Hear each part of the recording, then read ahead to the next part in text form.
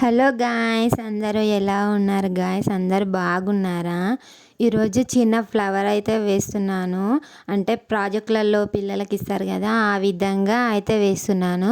దానికి కావాల్సిన వస్తువులు ఒక నోట్స్, దారం, కలర్ అన్నమాట.